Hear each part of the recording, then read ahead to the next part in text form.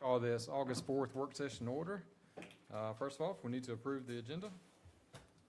Need a motion to do so. So moved. Mr. Toole, Second. Mr. Hammond, all in favor? Passes 5-0. Mr. Kofer, Superintendent's report. Yes, sir. I think we can all tell I am not Dr. Harden. So she is feeling a little under the weather, so I will just be filling in for her this evening.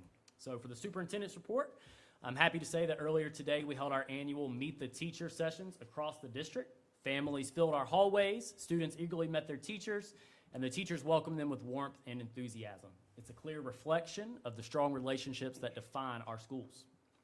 We also welcomed staff back last week and enjoyed the Blue Side Breakfast. Special shout out to the Oconee County Primary School for winning the trophy this year at the Blue Breakfast. We also enjoyed the Red Side Luncheon and hosted new employee orientation, and our schools provided numerous professional learning opportunities across their campuses, while also making time for new family orientation. It's been a busy last couple of weeks. Also, Dr. White will have a little bit more on this later this evening, but we're pleased to announce last week the results of the GeoHydro Engineers Industrial Hygiene Testing at Oconee Elementary. The results showed no significant mold in air problem at the school. We also would like to extend our appreciation to the outlets that came from the media to our briefing so they could help us get that word out to the community. Athletics are back in full swing. Softball, volleyball, and football seasons are underway for both our high school and middle school teams. And our annual Hog Mountain Bowl is set for August 15th at North Oconee High School. This beloved tradition brings together students, families, and fans from across the county, and we're expecting another incredible turnout. For those who have been, you know it's more than a football game. It's a celebration of school spirit, community pride, and everything that makes Oconee special. We hope to see you there. We'd like to express our thanks for the hard work of our staff that took place throughout the summer to ensure that our campuses are fully prepared to open their doors, from facility work, deep cleaning, to technology updates, transportation planning, and instructional preparation. Every division contributed to ensuring a smooth and successful start on Wednesday. I'd like to conclude by recognizing every member of the OCS family for the role that they play in our school system. Regardless of their position, every contribution, whether in classrooms, on buses, in offices, or throughout our campuses, is essential to our collective success. Lastly, I know I speak for all of the OCS family when I say we look forward to another exceptional year here in Oconee County, focused on doing what is best for our students. That concludes the substitute superintendent's report, unless there are any questions. Mikey, any questions? Great job. Next, we have teaching and learning. Ms. Whitaker.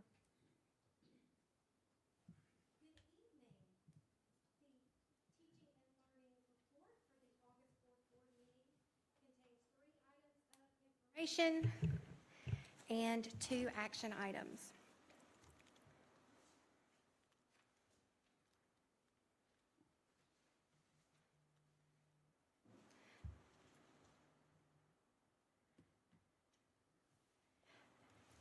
The first item of information is district professional learning. This summer, Oconee County Schools offered a variety of professional learning sessions to help educators grow and prepare for the school year ahead. Teachers explored strategies in areas of new ELA standards, assessment, and technology. The sessions encouraged collaboration and gave teacher leaders the tools they needed to support their teams throughout the year. On August the 1st, OCS teachers and staff participated in our District Professional Learning Day, a full day of collaborative learning designed to strengthen educator effectiveness. Sessions focused on implementing the new ELA standards, exploring updated instructional resources, refining instructional practices, and providing targeted training to support special education services. I would like to recognize my team, Jennifer Haygood, Andrea Pender, and Natalie Stowe, for their efforts in planning these events. The second item of information are our advanced placement scores. The first graph shows the percentage of students scoring a 3 or higher on at least one AP exam. Both schools showed an increase over last year, and the total was the highest in OCS history. The second graph shows the number of students taking at least one AP exam. OCS experienced an overall increase from last year, and the total number of students was the highest it has ever been, with 1,113 students taking at least one AP exam. I would like to commend our AP teachers and students for their hard work and dedication. These results reflect their commitment to academic excellence and continued growth. The third item of information is our new academic content CTAE pathways. The new academic content pathways blend academic and CTAE courses, giving students an additional opportunity to connect academic coursework with hands-on learning. These new pathways, recently rolled out by the Georgia Department of Education, combine existing academic and CTA courses to align with the state's high-demand career list. Georgia is one of the first states to offer this blended approach to learning.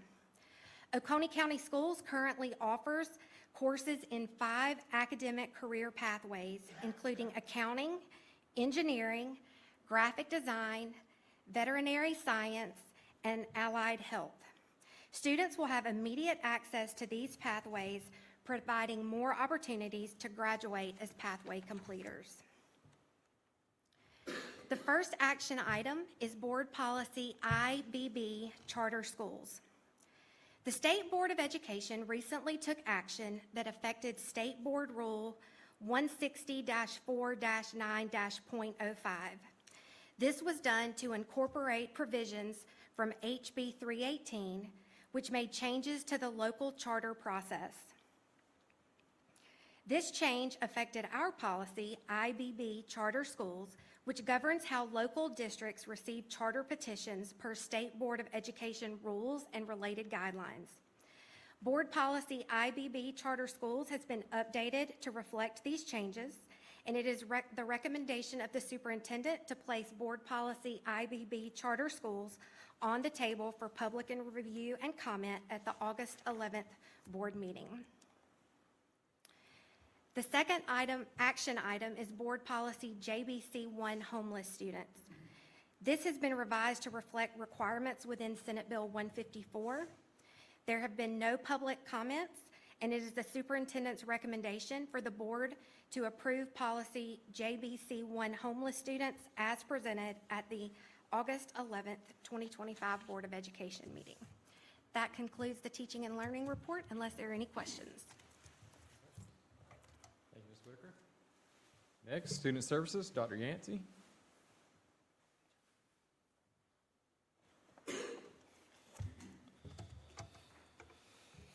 Good evening, board members. The August 2025 Student Services Report contains 3 items of information and 4 action items.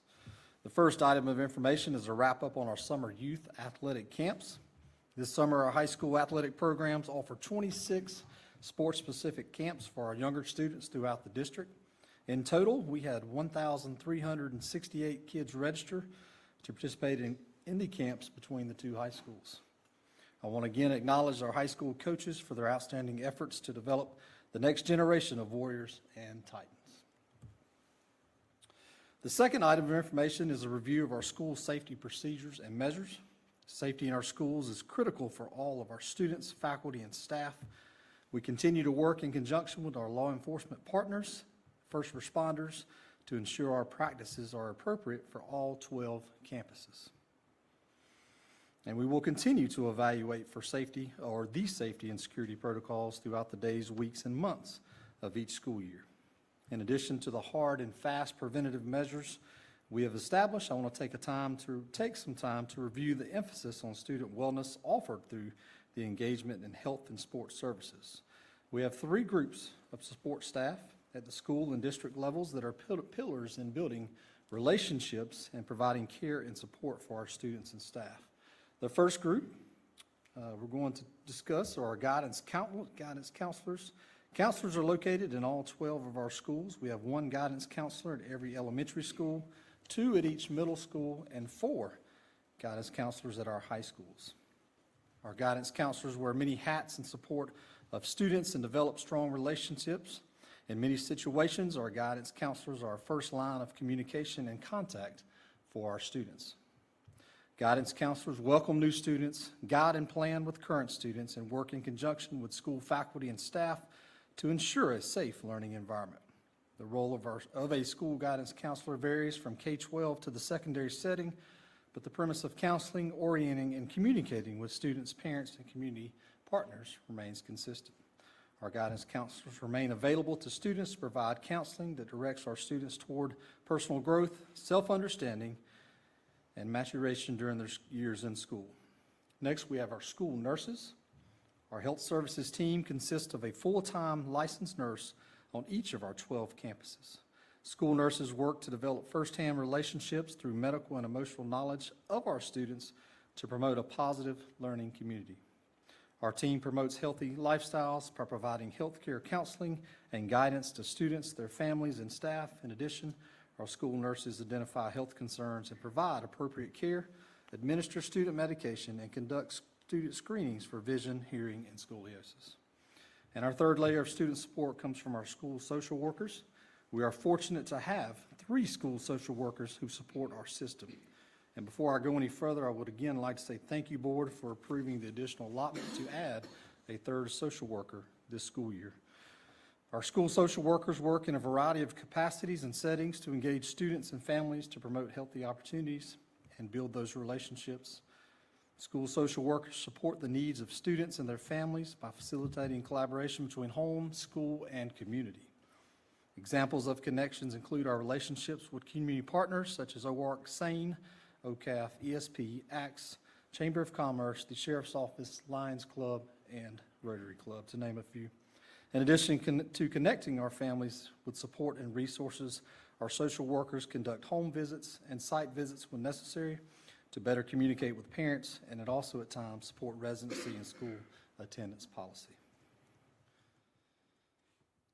Oconee County Schools implement security and safety preventative measures to ensure our students and staff can learn and work in a safe and orderly environment. All schools implement prevention measures to promote the safety of our students, faculty, and staff, and review the following prevention measures are utilized at various levels of safety in all of our schools. Our access controls, as pictured on the slide. Our access controls allow staff members key card access for security entry points via exterior and interior doors. Inside the building, these access controls allow staff to move fluidly through the building. Also, through the use of access controls, we can manage the point of entry for all visitors. In addition, the Oconee County Sheriff's Office has key cards that allow their entry into all of our school buildings. Oconee County Schools began equipping doors with access controls in 2014, and this practice continues to be consistently used throughout our district today. Our security cameras. Each school has cameras on the interior and exterior of the building. Camera placement in our building was done through collaboration with our Sheriff's Office. The main use of cameras is for safety and security purposes, and local law enforcement has access to view all of our cameras. Our security vestibules. Each school in Oconee has been equipped with an atrium at the main entrance of the school. This entry point becomes the only point of entry after the start of the school day for non-system employees. This entryway includes a locking mechanism that keeps the general public separate from our students and staff. Entry into our school is controlled to only those with school-related business to enter our buildings. These were added in elementary schools in 2013 and middle schools in 2014. Our visitor management system has been updated for the 25-26 school year. After reviewing our procedures, we felt that moving to the Checkmate system through Infinite Campus would strengthen our process for visitor management and student check-ins and check-outs. This system also allows us to check each visitor against the Georgia Sex Offender Registry each time an ID is scanned. And just a word of notice, when visiting a campus or checking out a student, all patrons will be required to scan their IDs in the front office. School Messenger, a messaging system that is linked to all of our school websites and the district website that allows individuals to report any threat, big or small, to the school or district administration. The person reporting the threat can remain anonymous or can identify themselves. This system has been in place for numerous years and continues to be monitored by administrators, counselors, school social workers, and district administration. Annually, each school in the district participates in proactive preparations surrounding the emergency planning and response. Throughout the school year, each school will simulate 2 lockdown drills in conjunction with our Sheriff's Office SROs, and Oconee EMA. After each drill is completed, feedback is provided from the collaborating agencies. In addition, schools will host 9 fire drills and 2 severe weather drills. New this year is the addition of 2 AED drills that schools will perform to meet the requirements of House Bill 874. Oconee County Schools uses the Centegix Crisis Alert System to efficiently communicate with local law enforcement if a lockdown occurs. Oconee County Schools partnered with Centegix in June of 2019 as one of the first school districts in the nation to implement this effective communication method in the event of an emergency. As a reminder, each one of our staff members wears a Centegix badge and can activate an alert when needed. When the system is activated, there are audio and visual cues throughout the building to alert individuals that we have entered our lockdown protocol. School and district administrators, as well as law enforcement within the county, receive the alert of who pushed a badge and where they are located within the school building. Each of our 15 buildings throughout the district is equipped with Crisis Alert. Through the use of our Crisis Alert and camera systems, law enforcement can arrive on one of our school campuses informed of where the potential threat is located and how they would need to proceed to isolate and remove the threat. In addition to using the Centegix Crisis Alert System, our district has also implemented the Safety Blueprint digital mapping system from Centegix. The system allows our schools to note safety assets within the building, disseminate campus information to law enforcement, and plan with local law enforcement to reduce incident response time. An additional area we continually work to improve in school safety is through our relationships and partnerships we form with our local agencies. The Oconee County Sheriff's Office, led by Sheriff Hill, have been heavily involved in our emergency planning for years, and we continue to work together to keep our students, faculty, and staff safe. There's nothing we do regarding school safety that we do not consult and take guidance from our Sheriff's Office. On July 29th, Dr. Harden, Mr. Kofer, and I were able to meet with Sheriff Hill and Captain Smith to review all of our procedures and measures of school safety. During this annual meeting, we discussed current practices, look for potential improvements to ensure safety of all of our students, staff, and faculty. In addition to supporting our decision-making, the Sheriff's Office uses our facilities to complete training sessions to gain more knowledge of our school layout. The training currently pictured on the slide took place in July at Oconee County Middle School and involved members of our SRO division and other members of the Sheriff's Office. We're very grateful for the continued support of not only our Sheriff's Office, but also our Oconee County Management Agency Director, Mr. C.J. Warden. Together, our organizations are working to provide a safe environment for all students, faculty, and staff. The third item of information is an update on our School Resource Officer Program. As we approach the start of the 25-26 school year, I'm very proud to announce that we continue to increase the number of deputies in our SRO division. When our school doors open on Wednesday, we will have 8 SROs serving our 12 schools. Our goal is to still staff an SRO at all 12 schools, and we're continuing to work in collaboration with Sheriff Hill and Captain Smith to make this happen for our students, faculty, and staff. I want to again thank the Sheriff's Office for their continued support and guidance to ensure school safety is a priority. Student Services has 4 action items for the August 4th board meeting or Board of Education work session. All 4 action items are out-of-state field trips for the FFA programs at Oconee Middle, Malcolm Bridge Middle, Oconee High School, and North Oconee High School to travel to the National Convention in Indianapolis from October 28th to November 1st. Superintendent's recommendation is to approve the out-of-state field trips as presented. Thank you, Dr. Yancey. Any questions?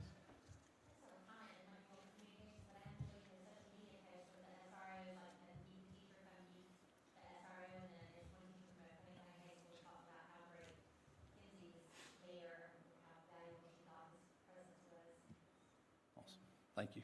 And I would like to echo that too, Amy, because I was actually thinking about that since this started.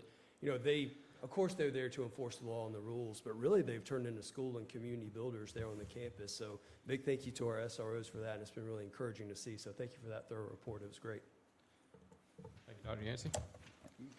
Next, we have special education, Ms. Korngold. Good evening, board members and Mr. Kofer. Special education has one information item and one action item for tonight. Just as Ms. Whitaker was sharing, Oconee County provides an enriched professional learning each year on our district professional learning day. This year, we had all of our co-teachers receive training on specially designed instruction. They all brought a copy of an IEP and individual goals, and they were to develop specially designed instruction for that individual student. We also had training for our speech language pathologist. We had a trainer come in to talk about communication devices, core words, and how to best service individual lessons when you're working with articulation and language. We also had our adaptive teachers get trained on 2 new curriculums for reading and math for our alternate content students. And then lastly, we also provided professional learning for all of our special education paraprofessionals this year. So we did a 2-hour training for them as well on their roles, responsibilities, confidentiality, behavioral plans, how do they best support students and teachers, and where they fit into that educational setting. And that was very well received. The action item for tonight is an MOU for our lighthouse. As you know, the past 2 years, we've had an MOU with Walton County. It was Walton Social Circle and ourselves.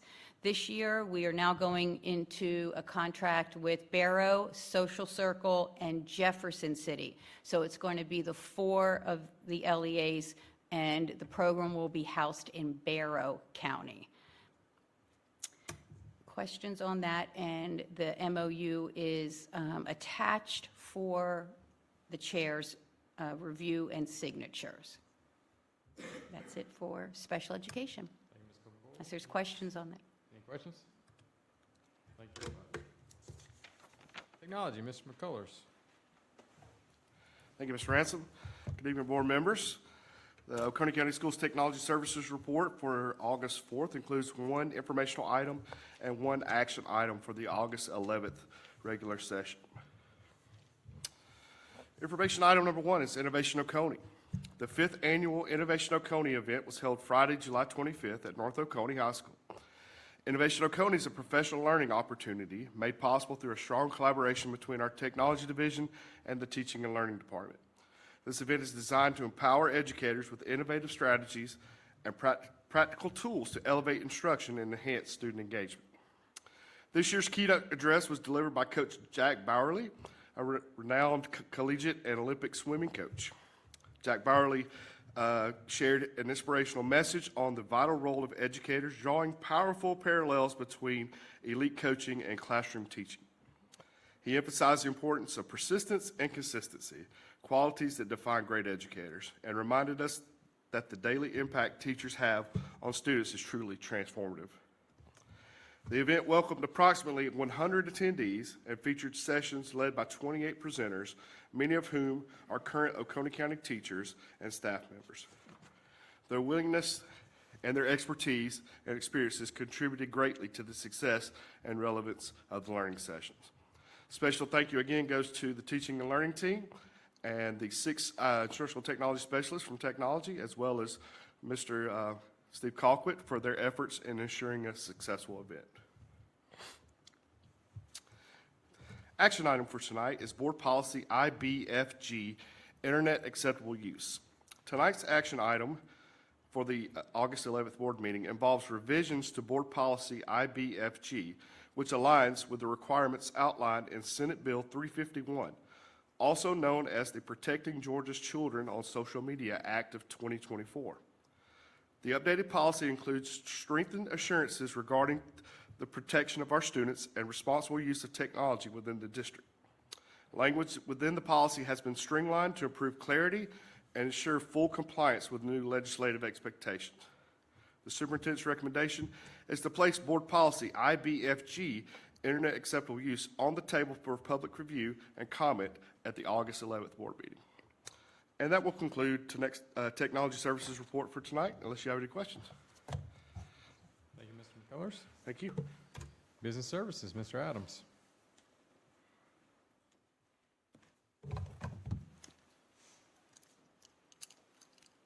Good evening, board members and Mr. Kofer. The board approved the final expenditure budget and tentatively adopted a millage rate of 13.919 mils at the June 9th board meeting. With the release of the final tax digest from the Oconee County Tax Commissioner, Oconee County Schools recommends a rollback millage rate of 13.962 mils, which is a decrease of 0.288 mils from last year's millage rate. Budget information presented at the June 9th meeting can be found attached to the meeting in Assembly and on our social media accounts. An updated budget is also available in Assembly that reflects revenues based on the final tax digest and the recommended rollback millage rate of 13.962 mils. The required advertisements were published on the school district website, social media accounts, and in a legal organ on July 16th and 23rd, which I think was on the paper actually on the 17th and 24th, but it posted on their digital version first. And per DOR, all requirements have been satisfied for the adoption of this final rollback millage rate. So I asked the superintendent recommend ratifying approval of the fiscal year 26 rollback millage rate of 13.962 mils. Our second action item is the referendum resolution you have before you that allows the Board of Education to call for an election to continue the existing 1% sales tax and potential issuance of general obligation bonds. Exhibit A is the required notice to be published in the paper. Sales tax collections are currently projecting to reach the ELOS 6 cap early in December of 2026, ahead of the 2027 term end. The more than anticipated sales tax collections between 20 and 24 increased approximately 61%, providing significantly more revenue than originally projected. Just a couple of notes, this does not raise the sales tax rate. It continues the current 1% that the voters have supported for years. It allows us to fund future projects without interruption, and it starts projects earlier, locking in better pricing. I ask the superintendent recommend the resolution be voted on at tonight's work session meeting. And that concludes my two action items for tonight's meeting, unless there are any questions. Are there any questions? I have a few questions. Thank Yes, you. sir. So you were just talking about ELOS 6 and capping it out, and it sounds like we'll cap out on that about a year early. So the sales tax collections were faster than originally projected, so we're going to meet that cap a year early. So we're still capped at the total dollar amount that the voters approved prior to the ELOS 6 going into effect. That is correct, the 48.5 million. Okay. And we're thinking about ELOS 7, so ELOS 6 will end, so this will just be a continuation of the existing penny sales tax, and that's what we'll be asking the voters to give a thumbs up to or a thumbs down to. Correct. Okay. I did see in here, we're talking about the bottom under B, paying a portion of the principal and interest on the outstanding Oconee County School District GO Bonds Series 2021. So when those Series 2021 bonds were put into place, those were 10-year bonds, and there was always the intent of those bonds being paid for over a 10-year window. So this will be a continuation of what was originally presented to the voters in Oconee County, then also to the board during the ELOS 6 consideration period. That's, yes, sir. Okay. And that also takes into account to retire those GO bonds from 2021, how we have committed roughly $13 million in general fund monies to retire those bonds by the end of the 10-year period, which would be 2031. I believe it'd be 2033, if I'm correct, is when they actually end, Okay. Thank you. not 2031, yeah. Okay. And then lastly, just thank you for all of the work that you and the staff have put into this referendum so far. I know leading up to this, I really appreciated going through the schools to be able to start getting a feel for the various projects that the staff is recommending. That has been most helpful to me going through Oconee Elementary School, North Oconee, Oconee High, to really get an understanding. So thank you, and Dr. White, thank you also for going through that. I appreciate it very much. Any other questions? Not at this time. Well, I just wanted to say quickly, I'm looking forward to the communication strategy around this because I think our community has made such an investment over the past few ELOS and so many great things have happened. So I'm excited to lift up and celebrate what has been done and then talk about what can be done in the future because as Ryan said, it's not an additional tax, it's a continuation of what is already in place, much of which will be paid for by people who do not live in Oconee County, and I think that's a great asset as well. So thank you for all your work that went into this. You're welcome. One thing, and I thought that was really good, what you said, a lot of it's coming from outside of the county into here. Another thing I want to thank y'all for, and Ryan alluded to it, taking us around and actually talking to the administrators, the principals, to find out what their priorities are and what they actually need, and that's what this ELOS will provide. So, good job. And just to note that this ELOS is built on an 8% growth rate. The ELOS prior was a 0 growth rate because it happened during COVID. There wasn't a knowledge of where we'd be. If you look at our average for the last 7 years, about 8%. Last 5 years, about 11% growth rate in our collections. We're conservatively going to go with the 8%, and that's where we get the total of 86 million that's in there. Yeah, thank you. I like the conservatism in that, and hopefully we do continue, as Adam was saying, and Brock was also touching on, hopefully we are able to continue to see escalation in sales tax revenues, and hopefully also from people outside of the county to be able to help our schools. But thank you for that. Yep. Any other questions? Thank you very much. Good Thank job. you. Operations, Dr. White. Yes, sir. Good evening, board members and Mr. Kofer. Operations has 5 items of information for this evening and no action items for this month's regular session. The first informational item for operations is an update on our energy report. Our kilowatt usage per day for 1,000 square feet has been updated for the month of June. The second informational item is our transportation update. For the previous month, we had 4 athletic trips and 4 buses deployed for a total of 1,044 miles. Our third item of information is our operations summer update. Operations consists of 4 departments: facilities, maintenance, transportation, and nutrition. While teachers and students are away for the summer, we worked fervently to prepare for the upcoming school year. In facilities, Oconee High School field lights, we added 2.5 million lumens of light to the front practice field. We added 350 feet of new wire and conduit for the new light pole. For the Oconee High School parking lot, we added 170,000 square feet of asphalt paving, 700 linear feet of curb and gutter, 925 linear feet of new sidewalk, and 25,000 square feet of sod. For summer cleaning, over 2,700 work hours were spent restroom cleaning, wall cleaning, carpet cleaning, scrubbing LVT flooring, and stripping and waxing. My bad. In maintenance, 645 work orders were completed. Inspections and service were completed on 1,050 fire sprinkler devices, 20 kitchen exhaust hoods, 584 fire extinguishers, playgrounds, bleachers, and gym and outdoor facilities, 23 backflow preventers, 5 elevators, and 3 lift stations. We serviced 14 grease pits and 8 septic tanks. HVAC coils were cleaned, and we continued our year-round filter replacement as part of our preventative maintenance plan. 7 gym floors were refinished, and we completed electrical for 3 pizza ovens. In transportation, we inspected and serviced all 86 buses, began installation of illuminated lights and stop arms, implemented new maintenance tracking software for buses, routed over 400 students, and hired and trained 4 new drivers, in addition to training 13 teachers for the 14+1 vehicles. In nutrition, over 1,200 free and reduced applications were processed.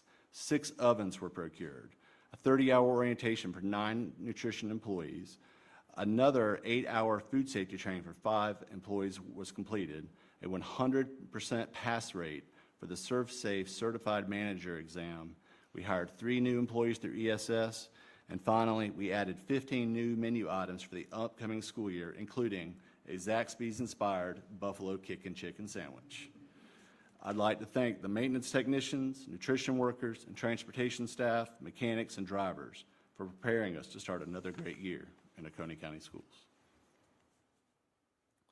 Our fourth item of information is an update on Oconee County Elementary School. Board members, Dr. Harden directed operations on July 1st to conduct industrial hygiene testing at Oconee County Elementary School in room 607, the gym, and the gym office. Testing was completed on July 9th, and GeoHydro engineers sent us the 41-page report on July 24th. This report is available on the Oconee County Schools website. Air samples were compared between several outdoor and several indoor testing devices for mold spores. The results of the testing showed, and I quote, "There did not appear to be a significant mold and air problem." The suggestions from GeoHydro engineers were cleaning surfaces throughout the gymnasium and Office 509, maintaining upkeep as relates to HVAC filter replacement, and closing openings to the elements within the gymnasium. Supreme Maintenance Organization has cleaned the gymnasium per the GeoHydro engineer's suggestion. We are continuing to identify methods in collaboration with appropriate third parties to implement a permanent solution to openings in the gym. Operations will continue to visit the campus and seek feedback from the principal, as we do with all our campuses. Our fifth item of information are our proposed projects for ELOS 7. As a reminder, we are currently in ELOS 6, which is a current penny of sales taxes paid throughout Oconee County, regardless if the payer is an Oconee resident or not. This penny of sales tax is the primary funding source for large technology, transportation, and facilities capitals projects for Oconee County schools. Also keep in mind that over the last few years that labor, material, and professional services prices have escalated exponentially. First, I'd like to thank our community for supporting 6 ELOS referendums over the years. ELOS support has allowed Oconee County schools to build Dove Creek Elementary, Dove Creek Middle, High Shoals, Malcolm Ridge Middle School, North Oconee High School, and the Instructional Support Center. Additions at 7 schools, renovations at 6 schools, go one-to-one with Chromebooks, replace HVAC at North Oconee High School and Oconee County High School, maintain our vehicle fleets on a set replacement cycle, add generators to our freezers and coolers, add field lighting to middle and high schools, convert high school stadiums to turf fields and track resurfacing, and add audio enhancement in all elementary and middle schools. I'd also like to thank our principals for their valuable input during our walkthroughs and formal visits, technology and transportation for their work in projecting upcoming replacement, and maintenance technicians for their working knowledge that supported the creation of this proposed list of projects. This was truly a team effort. For the upcoming ELOS, staff is proposing the following projects for ELOS 7. ELOS 7 items for transportation include continuing the bus replacement cycle of 20 years, continuing white fleet replacement cycle of 20 years or 200,000 miles. ELOS 7 items for technology include interactive panels for kindergarten, first, and second grades, network equipment and Wi-Fi, servers, firewalls, OCS-owned fiber replacements, and Chromebooks, laptops, desktops, printers, and projectors. ELOS 7 items for facilities include resurfacing activity courts at Collin Ferry, High Shoals, Oconee County Elementary School, and Rocky Branch Elementary School, addressing water and weather intrusion issues at Collin Ferry Elementary School, Dove Creek Elementary School, North Oconee High School, Oconee County Elementary School, Oconee County High School, and Oconee County Primary School, renovating Malcolm Ridge Elementary School, replacing exterior door hardware and door sweeps in Malcolm Ridge Middle School. At Oconee Middle School, replace HVAC as needed, flooring, fire alarm, roof sections, and adding some sewer cleanouts. At Oconee County Primary School, replacing the HVAC as well. At North Oconee High School, it is time for renovation. We will also be replacing flat roof on the school and athletic improvements. At Oconee County High School, replacing the original roof on the building, which had a few leaks during all the rain we've had lately, and athletic improvements as well. This concludes the operations report. unless there are any questions. This is the first major renovation for North Oconee, is that correct? Yes, sir. How old is that building? Is that 21 years? It was built in 2005. Okay, so this will be its 21st year then, so it's time for some major, It becomes eligible at 20 years with the DOE. It is, board's discretion on when we can proceed to, use those funds. And when you say eligible, that means that there are certain things that can be reimbursable from the state. Granted, it would not cover an overly material portion of the renovation, but it would help. Yes, sir. And Dr. White, can you also talk about Malcolm Ridge Elementary for a second, that renovation? Has it experienced any renovation other than the addition that it had? What's going on there? Sure. So Malcolm Ridge Elementary has not been renovated, and it was built in 1997. So it's been in good condition, but it's just time for us to look at it and renovate, just like we did Rocky Branch, lights, paint, ceiling, floors. Great, thank you.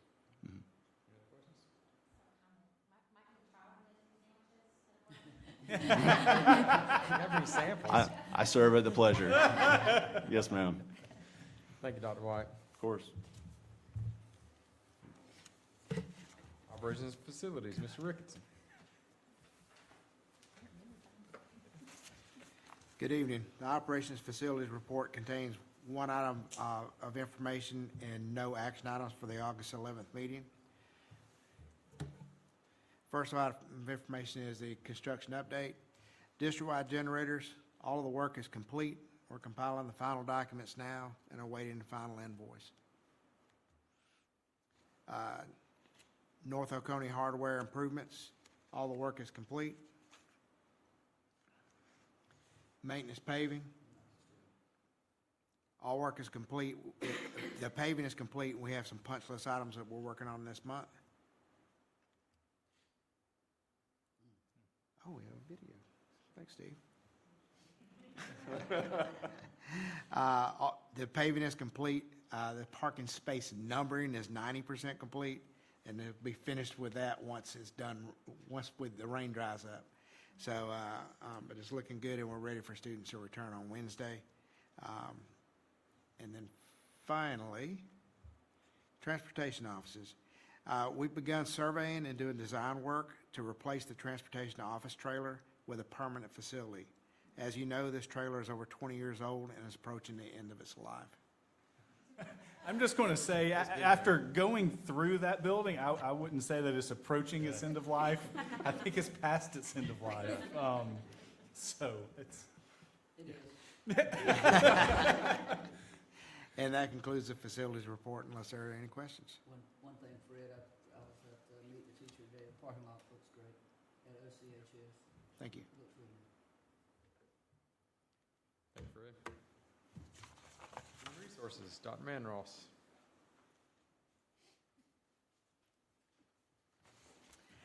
Good evening, Board and Mr. Kofer. The Human Resources August 4th, 2025 Board Report contains 3 items of information and 2 action items.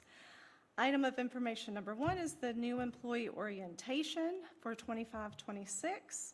We recently held our new teacher orientation to welcome and support our newest educators as they began their journey in Oconee County Schools. The event featured collaborative sessions led by divisions across the district, including Human Resources, Business Services, and Technology. New staff received important information on payroll and benefits, certifications, system expectations, and classroom technology, all designed to ensure a smooth and successful start to the school year. This event would not have been possible without the support and leadership of our teaching and learning team, who were instrumental in organizing and coordinating the orientation with the HR team. This year, we also introduced a dedicated orientation for all newly hired classified staff, including paraprofessionals, bus drivers, clerks, custodians, and school and nutrition team members. This new event was developed in response to feedback from staff who expressed the desire for a more formal welcome and onboarding experience for our classified team members. Item number 2 for information is the Teacher of the Year selection process. As you can see on the screen, we're once again, make sure I get it. We're once again kicking off the Teacher of the Year process with ballots going out on the third Wednesday of the school year. The top 5 nominees at each school will be asked to submit their school-level entry forms the following week, and staff voting will take place the week after that. School-level winners will be announced Friday, September 5th.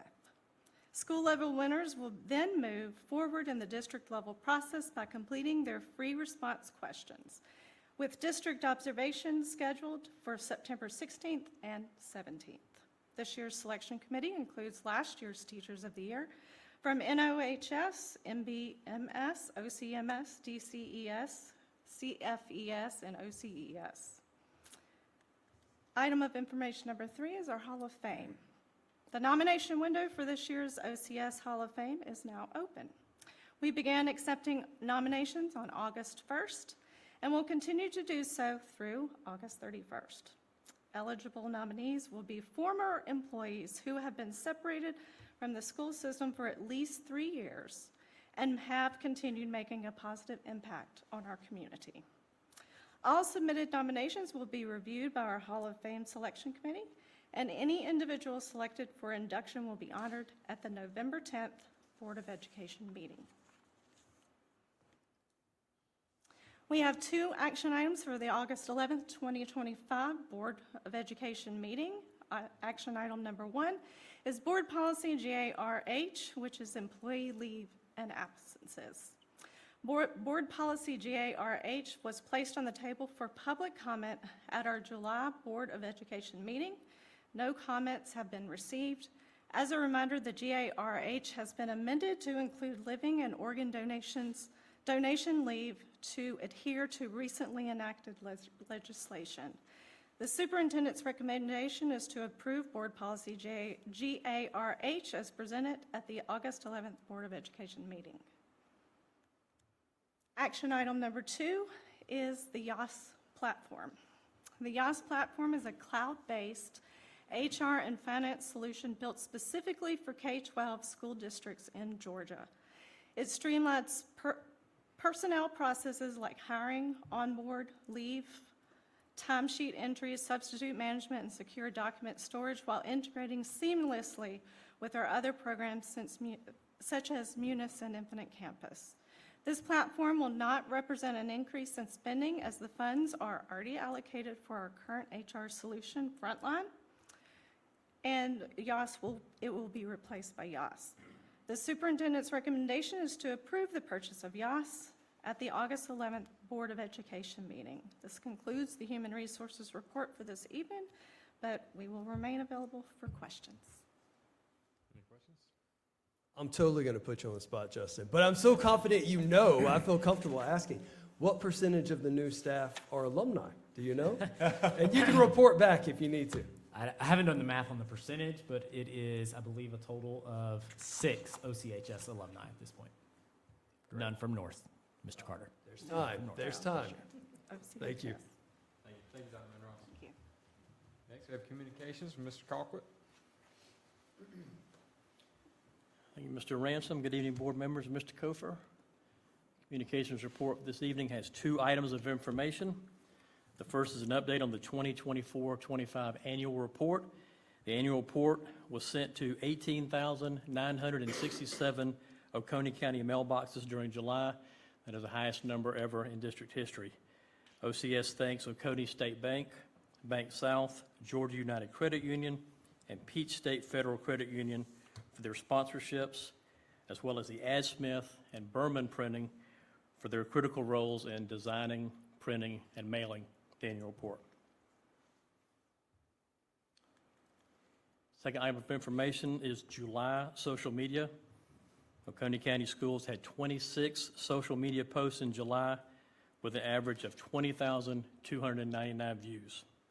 For the month, 21 posts were viewed more than 11,000 times, including 2 at 47,000 and 2 at 30,000. OCS gained 148 followers during July, giving the district just shy of 23,300 followers across Facebook, Instagram, and X.